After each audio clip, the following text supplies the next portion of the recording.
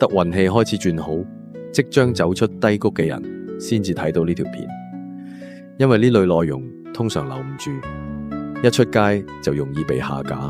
道教話低潮根本唔係災難，而係天地留俾你靜養嘅黃金時間，等能量慢慢回歸。過去6年對好多人都似無盡長夜，做乜都逆水行舟，事業死火，感情分分合合，風雨好似永無止境。